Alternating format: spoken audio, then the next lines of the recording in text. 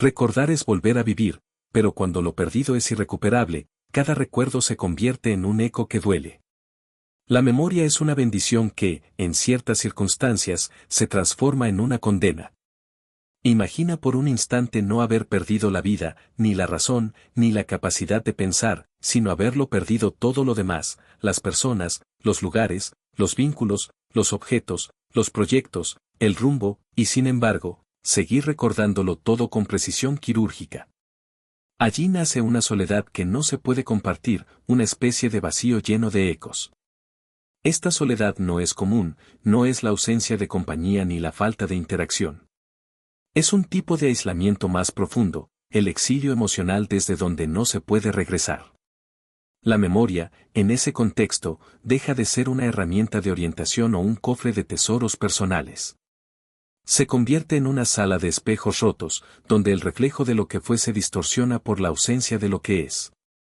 Cuando alguien ha perdido todo, el hogar, los afectos, el propósito, pero aún conserva la memoria, vive en una paradoja, se sabe humano por lo que recuerda, pero se siente ausente por lo que ha perdido. Porque los recuerdos, sin realidad que los contenga, terminan por transformarse en fantasmas. No hay interacción que redima, ni presente que consuele. Pensamos a menudo que lo importante es mantener viva la memoria. Luchamos contra el olvido como si este fuera el verdadero enemigo. Pero, ¿qué sucede cuando la memoria es lo único que queda en pie, entre los escombros de una existencia derrumbada?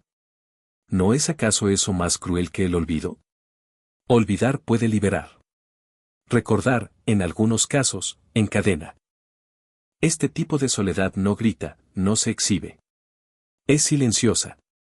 Vive en la mirada fija de quienes han sido despojados por la vida y que, sin embargo, no pueden dejar de rememorar. Las pérdidas, cuando son absolutas, convierten a la memoria en un terreno hostil, cada imagen evoca algo que ya no está. Cada sonido es una melodía incompleta.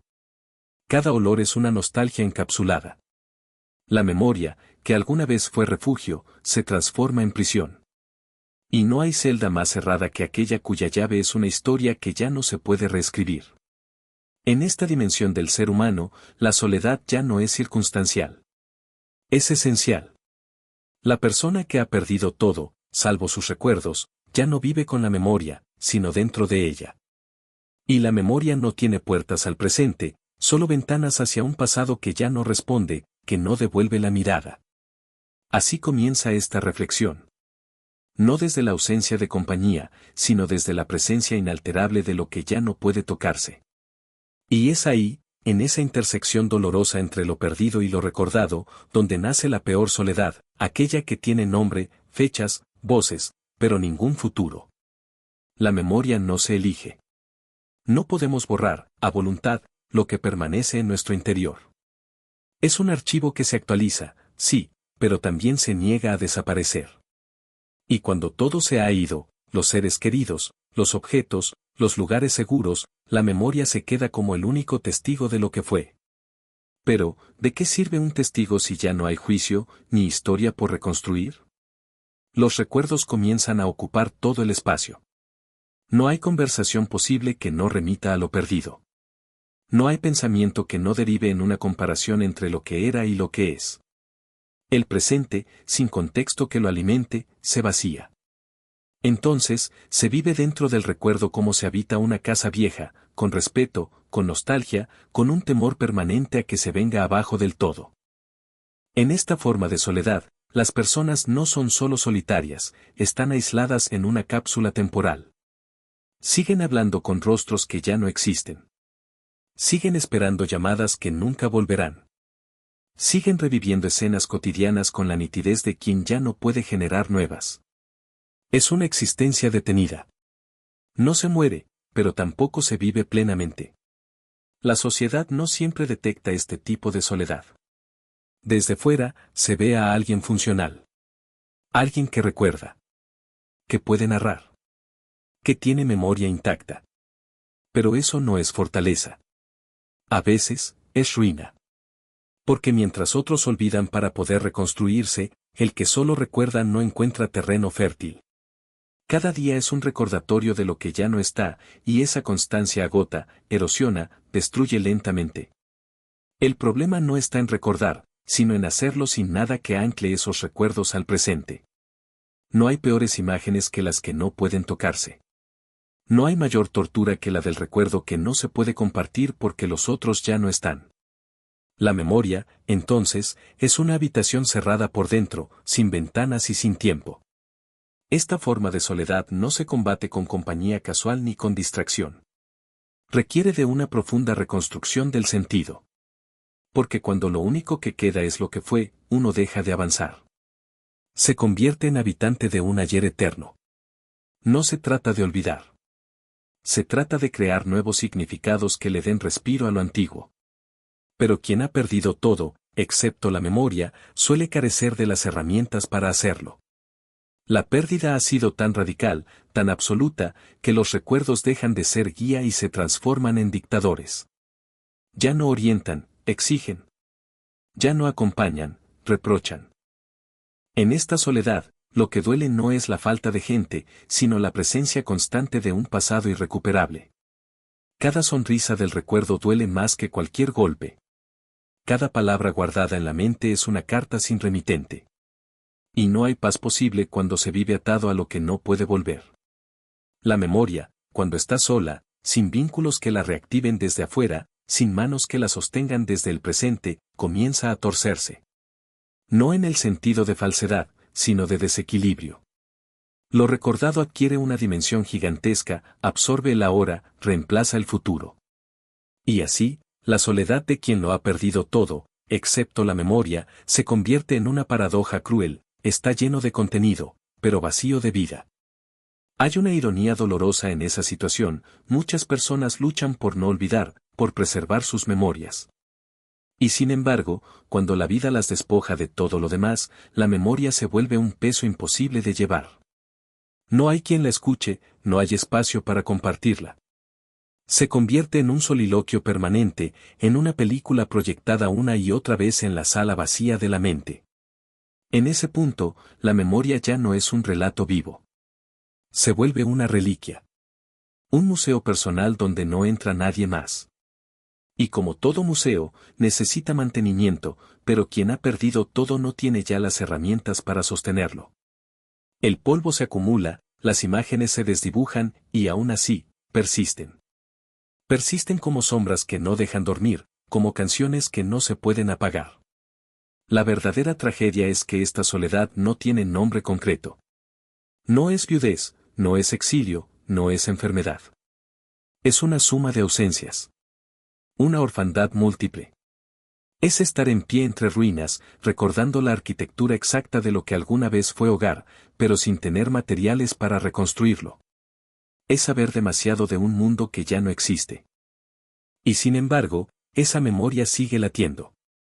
Porque no se apaga por voluntad, ni por falta de utilidad. La memoria se mantiene porque está incrustada en la identidad.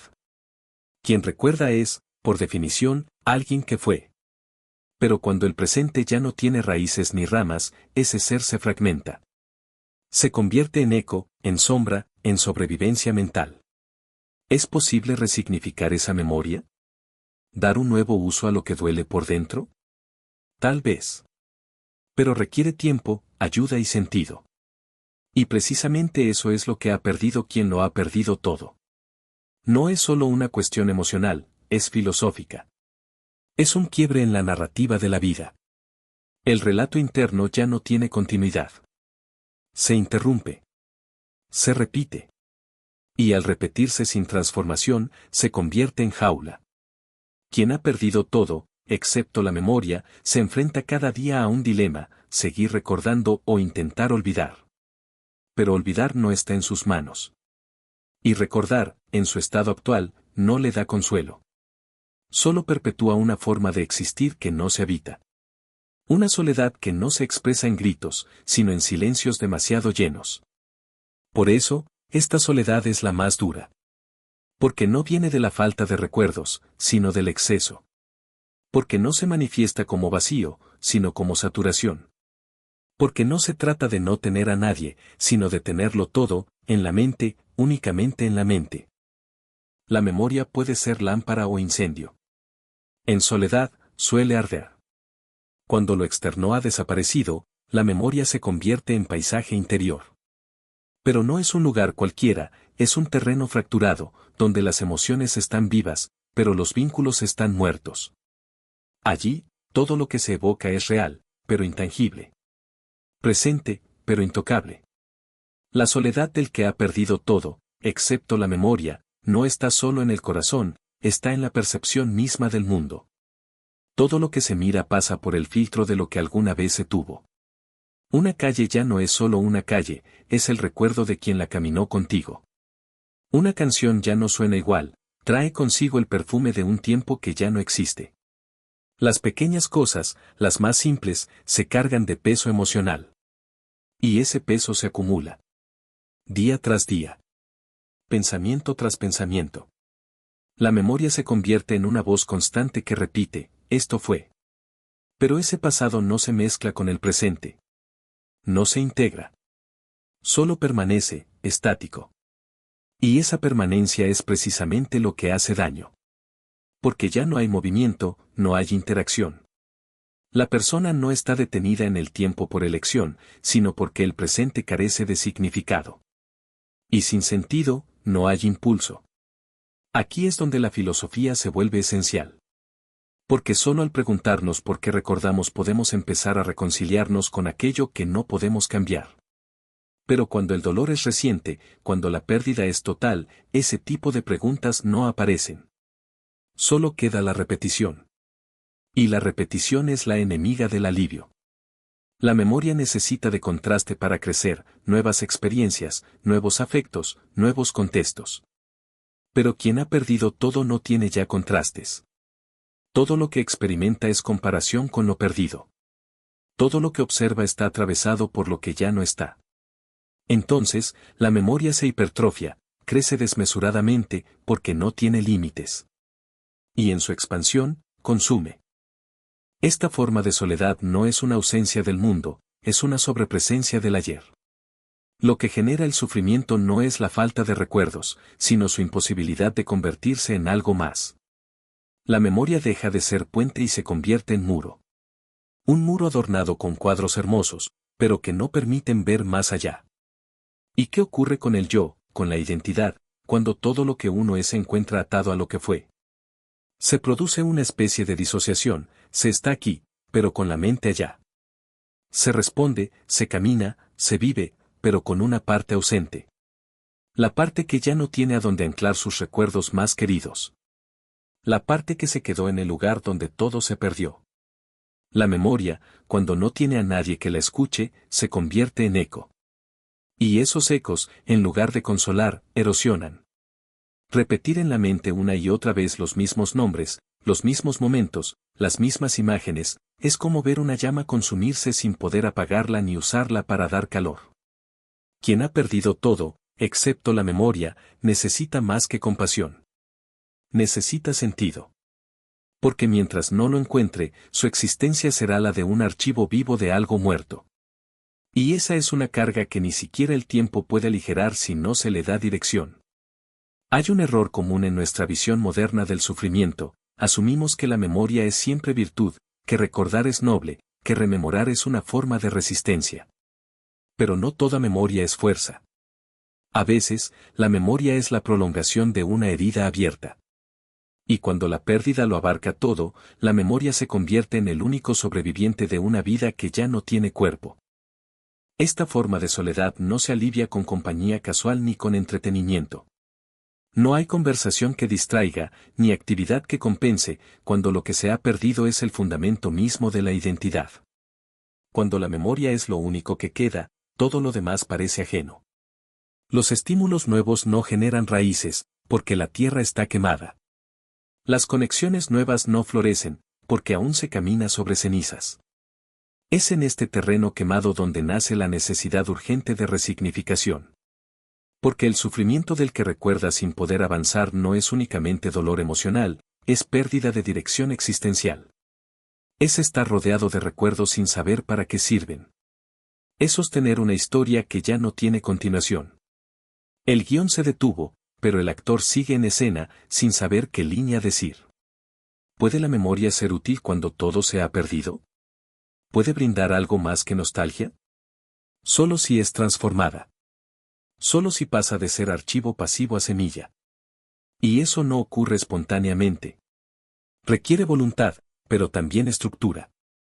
Requiere aceptar que recordar no puede ser un destino, sino un punto de partida. En esa aceptación está la única salida posible. Porque no se trata de borrar el pasado, ni de anestesiar el dolor. Se trata de redirigir la memoria. Usarla como mapa, no como refugio. Convertirla en origen de nuevas preguntas, en lugar de repetir las mismas respuestas. Es el paso más difícil de dar para quien ha perdido todo, salir del territorio del recuerdo y caminar hacia el incierto espacio de lo que aún podría ser.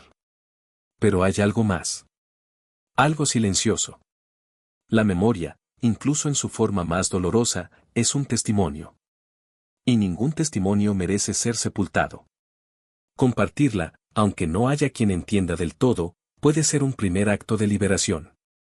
Hablar no como quien revive, sino como quien deja ir. Recordar no para anclarse, sino para soltar. Ahí, lentamente, se da paso al presente. Y es entonces cuando ocurre lo inesperado, la memoria deja de ser peso y se convierte en raíz. Ya no impide crecer, sino que nutre lo que puede venir. Ya no ciega, sino que orienta. Y aunque lo perdido no se recupera, su recuerdo deja de doler como ausencia y comienza a significar como legado. Pero esa transformación es rara. Es difícil. Y no todos llegan. Porque el que ha perdido todo necesita primero reconocerse como alguien aún capaz de crear. De vincular. De imaginar. Y para eso, necesita algo que el recuerdo no ofrece por sí solo, la esperanza.